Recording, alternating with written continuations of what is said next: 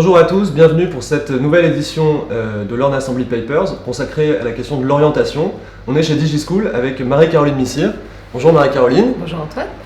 Alors est-ce que tu peux te présenter rapidement et nous expliquer ce que fait DigiSchool ? Alors très rapidement, donc, comme tu l'as dit, je suis directrice du développement de DigiSchool, c'est-à-dire que j'accompagne le PDG de l'entreprise, Anthony Kuhn, dans sa stratégie de développement pour l'aider à faire grossir l'entreprise. DigiSchool, c'est quoi ? C'est une plateforme de services éducatifs en ligne pour les jeunes. Quand je dis services, c'est essentiellement des applis et des sites pour les aider à réviser leurs examens, le bac, le brevet, le code de la route, etc. Pour les aider à s'orienter, d'où notre sujet du jour, et puis pour les aider à gagner en autonomie avec par exemple un job board pour trouver un emploi sur l'alternance par exemple, avec différents services qui vont leur permettre d'acquérir des compétences en langue. Notre dernière appli, c'est pour réviser le test du TOEIC par exemple, le code de la route, enfin voilà, on est sur un continuum éducatif de 13 jusqu'à 25 ans et au-delà. Et l'idée de DigiSchool et sa mission, c'est d'accompagner les jeunes et tous les jeunes dans la réussite de leur parcours et réussite au sens large jusqu'à gagner en autonomie et en insertion professionnelle. Ok. Et alors justement, tu n'as pas toujours travaillé chez DigiSchool. Qu'est-ce qui, dans ton parcours personnel, t'a amené aujourd'hui à cette aventure ? Tu as été journaliste. Quelle est ton histoire et ton parcours d'orientation à toi, Marie-Caroline ? Alors, il est assez sinueux, je dois dire. J'ai fait pas mal de choses. Tu l'as dit, j'ai été pendant 15 ans journaliste spécialisée en éducation. C'est comme ça qu'on s'est rencontrés. Passionnée assez rapidement par les problématiques à la fois de transformation managériale, de transformation interne dans les différents postes que j'ai occupés, à l'Express, à l'étudiant. Voilà, très très spécialisée en éducation, puisque j'ai commencé à l'AEF, qui est une agence de presse spécialisée dans ce domaine, donc ça m'a permis d'aller en profondeur sur les sujets. Et puis le deuxième sujet qui m'a rapidement intéressée, c'est le numérique éducatif, puisque j'avais travaillé dans des rédactions web avec ma spécialité éducation, et en confrontant les deux finalement, et en faisant le lien assez rapidement entre ces deux compétences, j'ai découvert le champ de ce qu'on appelle aujourd'hui la EdTech, qui est devenu un buzzword. Et je me suis beaucoup investie à la fois pour faire rayonner la filière à travers les médias dont je m'occupais, la faire intervenir, voilà, identifier des personnalités comme toi Antoine qui pouvaient porter aussi un discours là-dessus. Et c'est comme ça qu'évidemment très rapidement j'ai croisé la route de DigiSchool à un moment où le poste que j'occupais à l'étudiant me posait difficulté pour un problème de conflit de valeurs, il me semble. C'est ce qui explique aussi que j'ai voulu quitter ce poste, qui était un beau poste, j'étais directrice de la rédaction, pour tenter une nouvelle aventure et plonger à corps perdu dans la tech, c'est-à-dire à force d'observer les choses, de les commenter, d'animer des conférences, etc. À un moment, on a envie de devenir acteur. Il faut que j'y aille, moi aussi. Voilà, et je crois que quand on a une compétence dans un domaine, et quand l'éducation c'est quand même un domaine qui fait sens, qui a du sens, qui transforme la vie des gens, il est difficile de rester en bord de piscine, en observateur, et à un moment on a envie de sauter dans cette piscine et de devenir acteur de cette transformation. Quitter un job plutôt reconnu socialement, directrice de la rédaction, dans un univers où tu as une reconnaissance professionnelle, l'accès à de nombreuses personnes, et rejoindre une PME du numérique en croissance pour un autre poste. Comment ça s'est fait ? Qu'est-ce que tu as vécu à ce moment-là ? Beaucoup de personnes qui s'interrogent sur leur mobilité, sur leur reconversion, sur leur évolution professionnelle ont souvent cette question-là du titre, cette question de la rémunération peut-être, ou en tout cas de l'impact social. Comment toi ça s'est passé ? Quel est ton ressenti sur ça ? Bien, dans toutes les ruptures ou changements ou réorientations professionnelles que j'ai pu faire, puisque je suis passée de la communication chez PSA au journalisme dans une toute petite boîte qui s'appelait l'AEF, ensuite je suis passée de l'AEF en CDI à un CDD à l'Express, donc la prise de risque effectivement je l'ai fait plusieurs fois. Il y a deux choses qui sont des leviers importants. Je crois que c'est la cohérence avec ses valeurs et avec son envie, c'est-à-dire identifier ce qui vous rend heureux, tout simplement, ce qui vous donne la pêche, ce qui vous motive, mais profondément, intellectuellement, humainement, etc. Et il y a des moments dans une trajectoire professionnelle où c'est un petit peu comme quand le papier peint se décolle sur un mur. bah vous y êtes plus quoi. Voilà. Ouais. Voilà. Et moi j'ai senti plusieurs fois que le papier peint se décollait et c'est un indicateur chez moi pour me dire bon, il est temps de faire autre chose. Le problème que rencontrent les femmes en particulier, c'est que tout ça c'est bien joli dans l'idéal.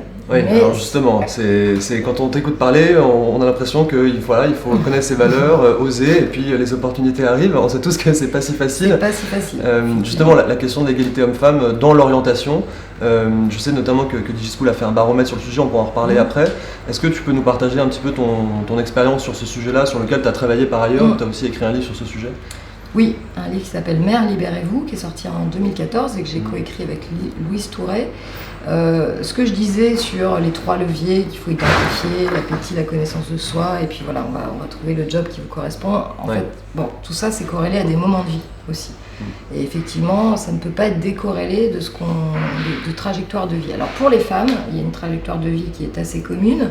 Vous faites vos études, vous commencez un job, et puis entre 30 et la fin de la trentaine, la plupart du temps vous allez faire des enfants, ou pas. Mais bon, pour celles qui en font des enfants, puisque c'était le sujet de mon livre, il y a des barrières mentales qui se mettent en place, très fortes, qui est de se dire, je ne peux pas prendre de risques, je ne peux pas changer de travail, je ne peux pas accepter une promotion, je ne peux pas, parce que j'ai des responsabilités importantes vis-à-vis de ma famille, vis-à-vis de mes enfants, si je simplifie.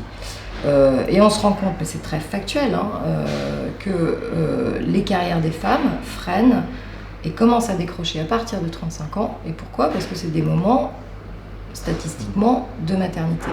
Et pourquoi elles décrochent à ce moment-là ? C'est pas parce qu'elles sont incompétentes, parce qu'elles n'osent pas, etc. La plupart du temps, c'est parce qu'on va projeter sur elles le fait qu'elles seront nécessairement moins disponibles, moins performantes, etc.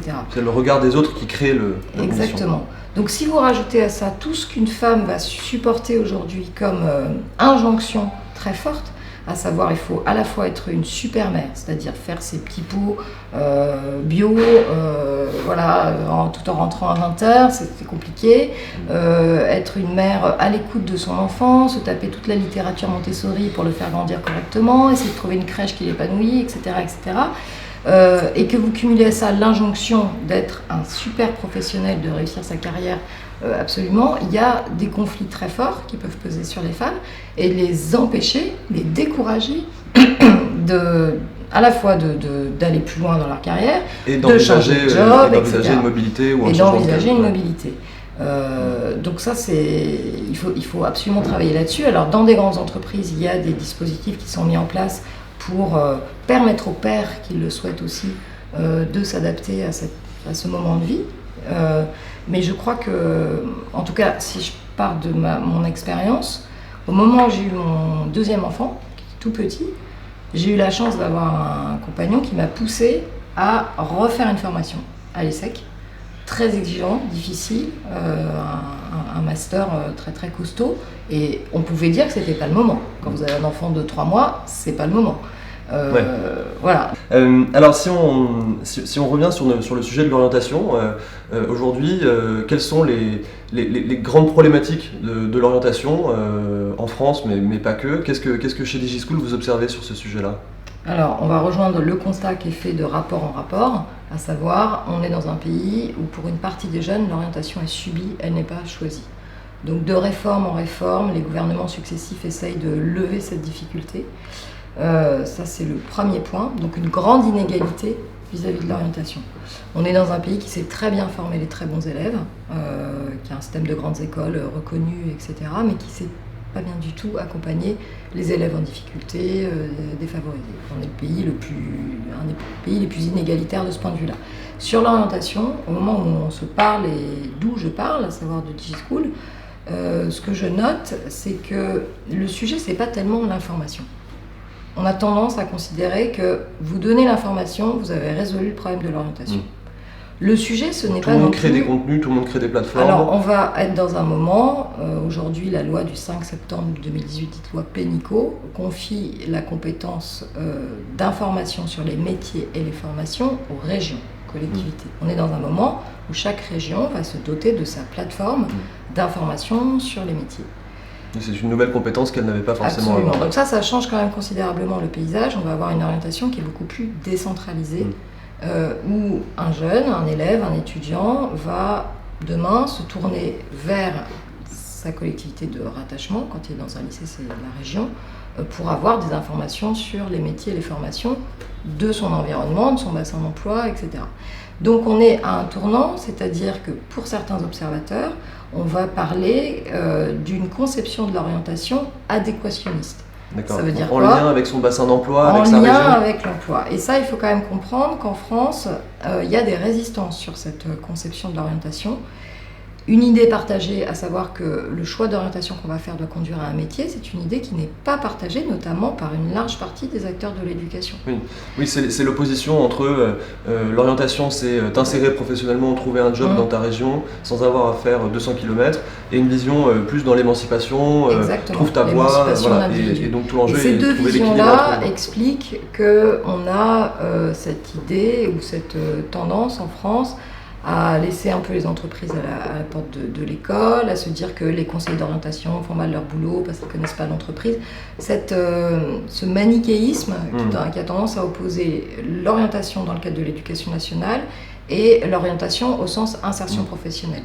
Et vous retrouvez cette tension dans notre conception très très silotée entre formation initiale d'un côté et formation professionnelle de l'autre, entre titre RNCP d'un côté et diplôme de l'autre. On est dans ce schéma-là en France, et cette idée qu'il ne faudrait pas avoir une conception de l'orientation adéquationniste, c'est-à-dire penser en fonction des besoins de la grande entreprise qui va avaler l'individu, etc., elle crée beaucoup d'incompréhension, beaucoup de loupés aussi, parce que je crois que ces deux visions, elles ne sont pas opposées. Vous pouvez très bien avoir une orientation émancipatrice, une éducation orientante comme ce qui se pratique par exemple au Canada ou dans éducation orientante, c'est-à-dire dès le plus jeune âge, c'est-à-dire que vous allez avoir une institution, l'éducation nationale et son pendant au Canada, qui va s'attacher à développer des programmes autour de l'émancipation de l'individu, la connaissance de soi, ce qu'on appelle l'éducation orientante.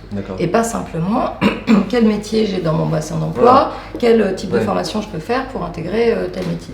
Voilà. Je pense qu'en France, on a du mal à rejoindre ces deux visions, qu'on les oppose, et que le fait qu'on décentralise l'orientation aujourd'hui, j'espère que ça va aboutir à quelque chose de plus fluide dans les process et surtout servir aux jeunes. Ça, c'est le premier point. Ce que je disais sur l'information, et notamment dans l'univers de la EdTech où je me situe aujourd'hui, oui, il y a des plateformes d'orientation. Oui, il y a des tas d'acteurs qui ont une information pléthorique en papier, en numérique sur l'orientation. L'information sur l'orientation, elle existe, ce n'est pas le problème.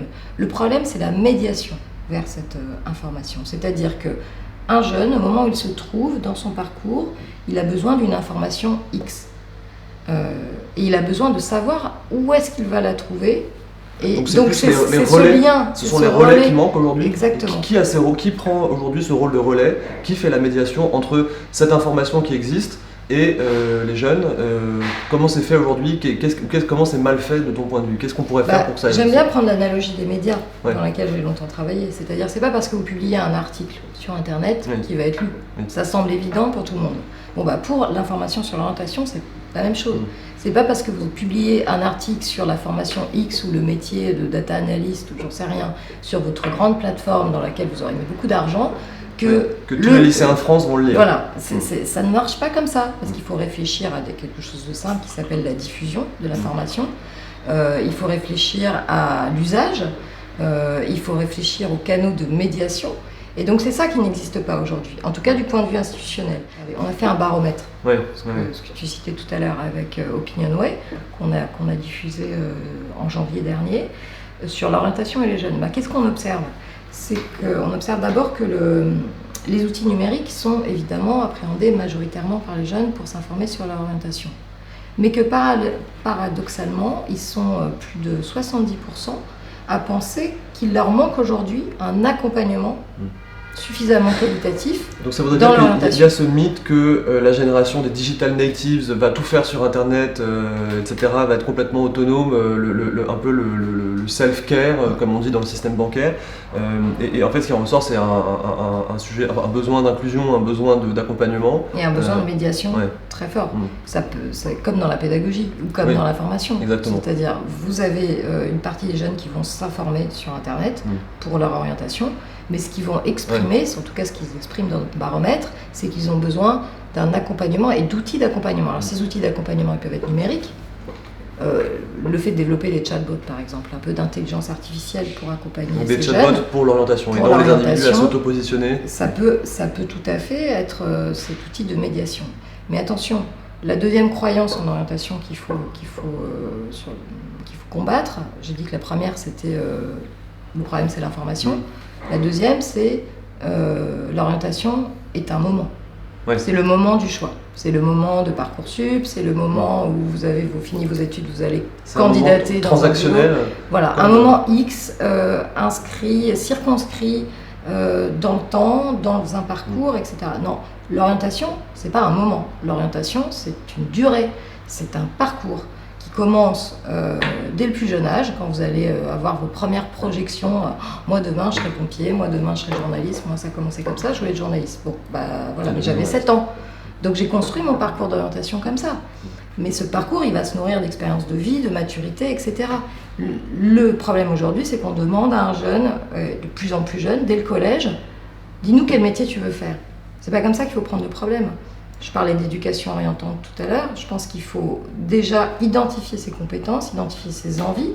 Exactement ce que je disais tout à l'heure sur le processus de réorientation professionnelle. Qu'est-ce qui me rend vraiment, qu'est-ce qui me fait vraiment plaisir? Bon, si c'est, je suis en 3e, qu'est-ce qui me rend la plupart des jeunes vont dire, j'ai pas de passion. Et la plupart des gamins aujourd'hui, ils n'ont pas de passion majeure. La plupart disent, je ne sais pas quoi faire, je ne sais pas quel boulot je veux faire, je ne sais pas quel métier je veux faire, parce que il n'y a rien qui se distingue. Et ça, c'est quand même la majorité des jeunes ou des élèves qui sont dans ce cas-là. Alors justement, si on fait le parallèle entre l'orientation des jeunes et les sujets de reconversion, de mobilité des adultes, aujourd'hui on voit que finalement le monde du travail adulte finalement se pose de plus en plus de questions que le monde de l'orientation se pose depuis très longtemps. Les gens changent de carrière, évoluent, parfois font comme toi un changement de métier. Dans beaucoup d'entreprises, il y a des équipes de mobilité, des talent managers, des gens dont c'est le job de faire ça. Qu'est-ce que le monde des RH et de la formation pourrait apprendre du monde de l'orientation dans son questionnement ou dans ses pratiques? Quel pourrait être l'échange de bonnes pratiques entre ces deux mondes qui ne se parlent pas aujourd'hui et qui pourtant ont de plus en plus de sujets communs en fait? Moi, je crois que la réforme qui est en train de se mettre en œuvre donne des perspectives quand même. C'est-à-dire qu'on observe une porosité de plus en plus grande entre formation initiale et formation continue, tant dans les outils que dans la conception. Donc je te rejoins sur ce point de vue-là, ces deux mondes qui s'interpénètrent et qui ont des choses à apprendre l'un de l'autre. La clé, c'est ce que j'aurais dit tout à l'heure quand tu me disais que j'avais une vision un petit peu idéaliste. C'était pas du tout une critique. Non, mais ce qui peut tout à fait... c'est vrai, dans ce que je disais à l'instant, ça peut être perçu comme idéaliste. La clé, c'est de donner à chacun des moyens concrets d'évoluer. Et ça veut dire quoi? Ça veut dire qu'il faut éduquer. Je prends un exemple qui m'agace la plupart du temps, c'est le poids des soft skills dans les recrutements. Quand vous allez dans une conférence sur la formation professionnelle et les RH, les soft skills, c'est le nouveau critère de recrutement, votre adaptabilité, etc. Bon, très bien. Sauf que, à quel moment on les apprend, ces soft skills? À quel moment on les certifie? À quel moment on va être dans une approche finalement égalitaire, concrète, pratique, pragmatique de l'acquisition de ces soft skills? Dire ça, aujourd'hui, moi ça me révolte parce que ça veut dire je vais privilégier des candidats qui auront eu la chance de partir à l'étranger, de faire leur stage. Parce que pour toi le fait de mettre l'accent sur les soft skills accentue l'inégalité. Absolument. Parce que les soft skills sont plus accessibles à des gens d'un milieu élevé. Tant qu'on ne m'aura pas montré un processus d'acquisition des soft skills au lycée, par exemple, pour tous les élèves, qui peut tout à fait répondre à cette idée d'éducation orientante, eh bien, je considérerais que parler de soft skills comme critère de recrutement numéro 1 C'est discriminant. Ça revient à prendre des candidats de grandes écoles plutôt fortunés et qui ont la chance de cumuler une expérience expat, qui ont appris à pitcher, qui ont le savoir-être qu'on attend d'eux. Oui. Et donc il faut arrêter avec ce discours et prendre le problème à bras-le-corps, c'est-à-dire, très bien, vous voulez des soft skills en entreprise, et bien faites-moi un parcours de onboarding, c'est-à-dire d'entrée dans l'entreprise, où je donne à chaque candidat la possibilité d'apprendre ces soft skills. Et après, on en parle en entretien. Mais tant que ça n'existe pas, je trouve que c'est du mensonge. Le point que tu soulèves est intéressant. Beaucoup d'études, il y a eu beaucoup d'études sur le mythe du skill gap, le fait que le marché du travail peine à trouver les personnes, les compétences disponibles sur le marché. Et un chercheur américain avait fait une étude en montrant que en fait, le skill gap dépendait en fait largement du ressenti des entreprises et des recruteurs qui disaient pour tel poste, il nous faut au moins un bac+5, si possible sorti de telle ou telle école, alors qu'en réalité, 30-50% des tâches étaient des tâches qui ne nécessitaient pas forcément ce niveau-là d'études, qu'on pouvait acquérir en 2-3 ans d'études, donc d'un niveau beaucoup plus faible. Et en fait, l'étude montrait que cette croyance des recruteurs avait beaucoup de conséquences. Un, l'augmentation des frais de scolarité, et donc l'endettement étudiant. On pousse les gens à étudier pour finalement des boulots qui ne demandent pas tant que ça de compétences. Et par ailleurs, il y a effectivement cette croyance selon laquelle il faudrait avoir des gens extrêmement compétents sur tout, et du coup on se dédouane en tant qu'entreprise de mettre les moyens en formation.